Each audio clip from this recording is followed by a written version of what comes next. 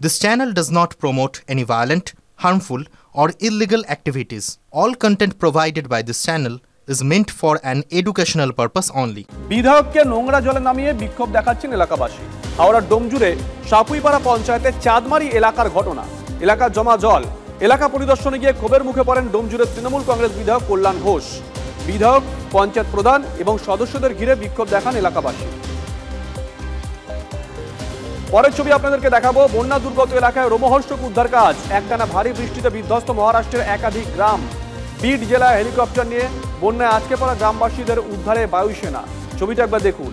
একটি বাড়ির ছাদে আটকে পড়েন 20 থেকে 25 জন বাসিন্দা। তাদের উদ্ধারের নামে ভারতীয় বায়ুসেনার হেলিকপ্টার। পরের ছবি। গত সারার আগেই ফের বিপর্যয়। প্রকৃতির রোষে উত্তরাখণ্ড।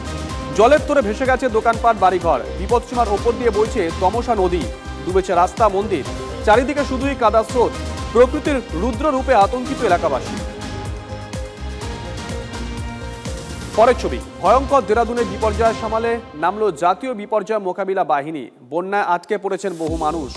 উত্তাল নদীতে জীবন বাজি রেখে উদ্ধার কাজ। জিপ লাইনে দুর্গতদের উদ্ধার বিপর্যয় মোকাবিলা বাহিনীর সদস্যদের। সোশ্যাল মিডিয়ায় ভাইরাল দুর্গতদের উদ্ধারের সেই ছবি। পরের ছবি। মেঘ ভাঙা বৃষ্টিতে ভেসে গেছে হিমাচল প্রদেশের মান্ডি। কাদা স্রোতে ডুবেছে ধরমপুর শহর। প্রবল জলস্রোতে ভেসে গেছে ধরমপুরের বাস স্ট্যান্ডে দাঁড়িয়ে থাকা বেশ কয়েকটি বাস। বেশ কয়েকজনকে সরানো গেল, নিখোঁজ বহু মানুষ।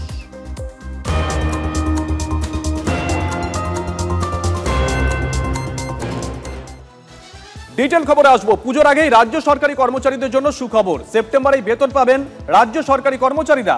চলতি মাসের 24 এবং 25 তারিখের মধ্যেই মিলবে বেতন। ডিটেল নেব। দীক্ষা আমাদের সঙ্গে রয়েছেন, আমাদের সহকর্মী দীক্ষা।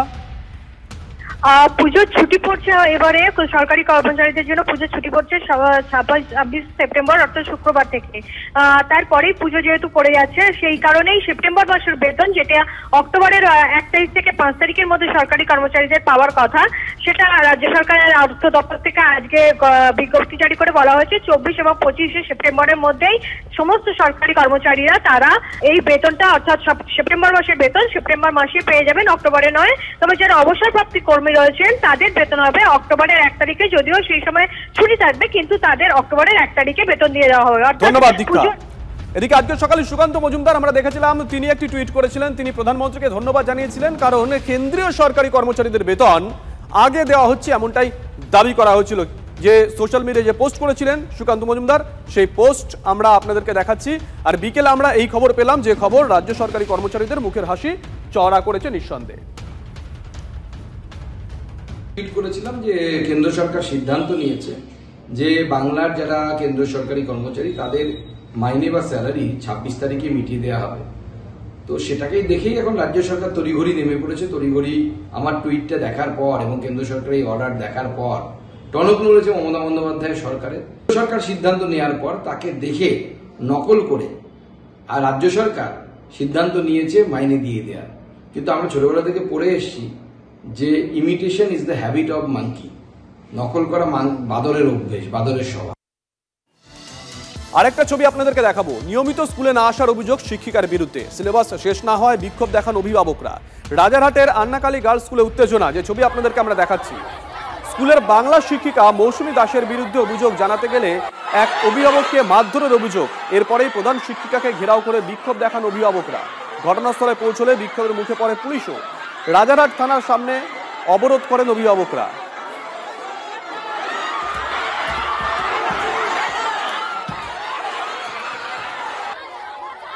স্কুলে ঠিকঠাক করে পঠন পাঠন হয় না, এমনকি শিক্ষিকারাও যথাসময়ে আসে না।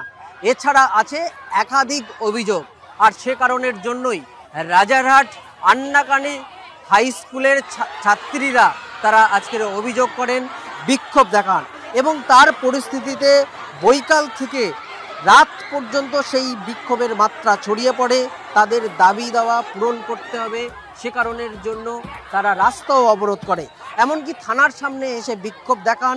ম্যাডামের বিরুদ্ধে তারা লিখিত অভিযোগ দায়ের করেন। তাদের দাবি প্রধান শিক্ষিকাকে বদল করতে হবে।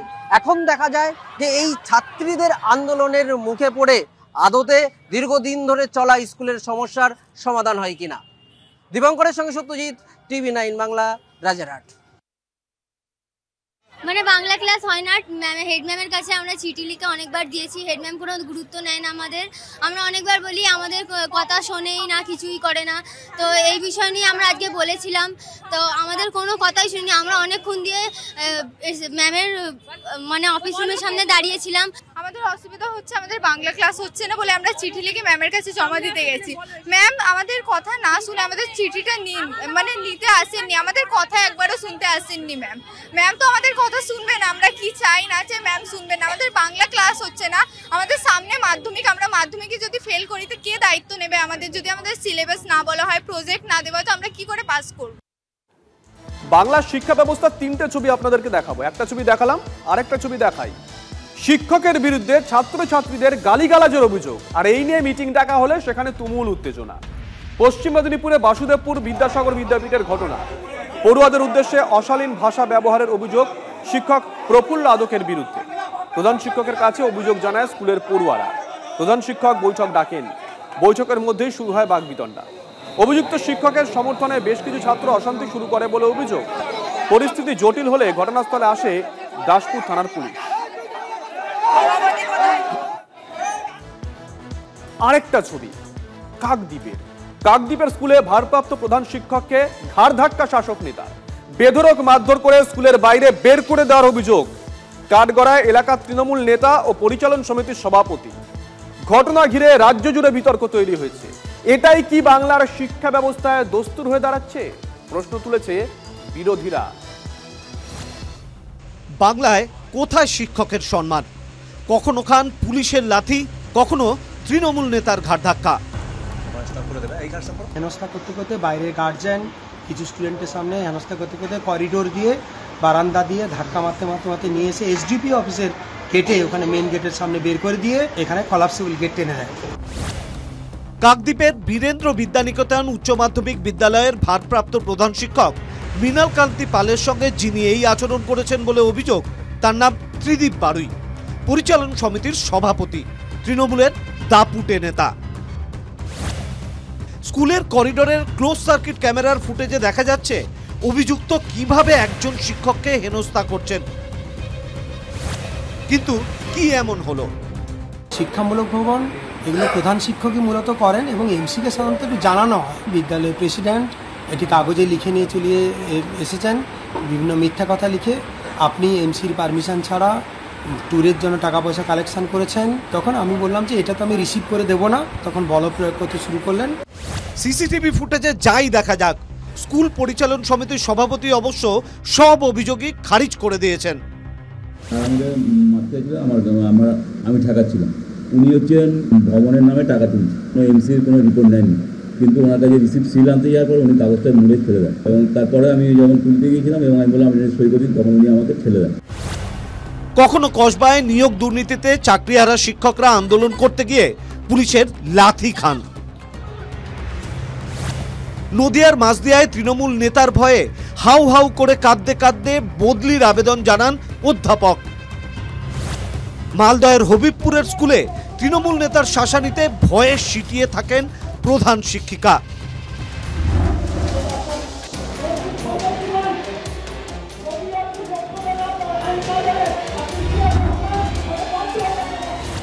বাঁকুড়ার যামিনী রায় কলেজে দুই বিভাগীয় প্রধানকে ধমকে চমকে সমঝে দেওয়ার অভিযোগ উঠেছিল ব্লক তৃণমূলের সভাপতির বিরুদ্ধে। যেন সেই ধারাবাহিকতা বজায় রেখে কাকদ্বীপের স্কুলের ভারপ্রাপ্ত প্রধান শিক্ষককে তৃণমূল নেতার হাতে খেতে হলো ঘাড় ধাক্কা। এই তৃণমূলের সরকার, এরা শিক্ষক বিরোধী। এর আগেও বিগত দিনে দেখেছি শিক্ষকদের চাকরি চুরি এরা করেছে, তেমনি ভাবে শিক্ষকদেরকে নিগ্রহ বিভিন্ন জায়গায় এরা করছে। অস্বস্তির মুখে কাকদ্বীপের তৃণমূল বিধায়ক মন্টুরাম পাখিরা জানিয়েছেন বিষয়টি তার নজরে এসেছে, খতিয়ে দেখা হচ্ছে সব দিক। পরিচালন সমিতির সভাপতি ত্রিদীপ বারুইয়ের বিরুদ্ধে অভিযোগ প্রমাণ হলে কড়া ব্যবস্থা নেবে দল। স্কুলের ভারপ্রাপ্ত প্রধান শিক্ষকের ভূমিকাও খতিয়ে দেখা হবে বলে জানিয়েছেন স্থানীয় তৃণমূল বিধায়ক। বিদ্যাসাগর, রবীন্দ্রনাথ, রামমোহনের বাংলায় এ কি অনাসৃষ্টি বলুন তো? একদিকে দুর্নীতির জন্য যোগ্য শিক্ষকরা চাকরি হারিয়েছেন, এমনকি সিনিয়র শিক্ষকদেরও নিস্তার নেই। শাসক দলের নেতাদের হ্যাতে হ্যানা মেলালেই ধমকানি চমকানি, আর না হলে ঘাড় ধাক্কা। এটাই কি বাংলার শিক্ষা ব্যবস্থার দস্তুর হয়ে দাঁড়াচ্ছে? শুভেন্দু হালদারের রিপোর্ট, TV9 বাংলা। এদিকে সুপ্রিম কোর্টে বড় স্বস্তি আম্বানিদের। অনন্ত আম্বানিদের বান্তারাকে ক্লিন চিট। গুজরাটের জামনগরে বন্যপ্রাণ সংরক্ষণ কেন্দ্রে কোনো অনিয়ম হয়নি, লঙ্ঘিত হয়নি বন্যপ্রাণ সংরক্ষণ আইন। এসআইটি রিপোর্টকে মান্যতা দিয়ে জানিয়ে দিল দেশের সর্বোচ্চ আদালত।